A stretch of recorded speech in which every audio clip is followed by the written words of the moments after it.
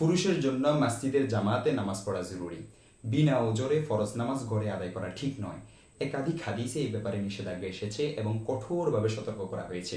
তবে কখনো মসজিদের জামাত না পেলে সেক্ষেত্রে একাকী নামাজ না পড়ে বাসায় স্ত্রী সন্তানদেরকে নিয়ে জামাতে নামাজ পড়াই উত্তম।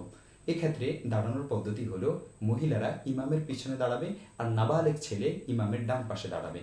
হাদিস শরীফের মধ্যে আছে, আবু বকর রাদিয়াল্লাহু তাআলা আনহু বলেন, রাসূলুল্লাহ সাল্লাল্লাহু আলাইহি ওয়াসাল্লাম একদিন মদিনার উপকণ্ঠ থেকে নামাজ পড়ার জন্য এসে দেখেন সবাই জামাতের সাথে মসজিদে নামাজ পড়ে ফেলেছে। তখন তিনি ঘরে গিয়ে লোকজন জমা করে তাদের নিয়ে জামাতের সাথে নামাজ পড়ে নেন। দেখতে পারেন আল মুআজামুল আওসাত, তাবরানী রাহমাতুল্লাহি আলাইহি 461 নং পৃষ্ঠা।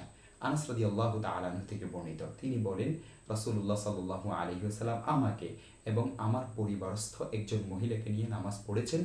তখন আমাকে তার ডান পাশে এবং ওই মহিলাকে পিছনে দাঁড় করিয়েছেন।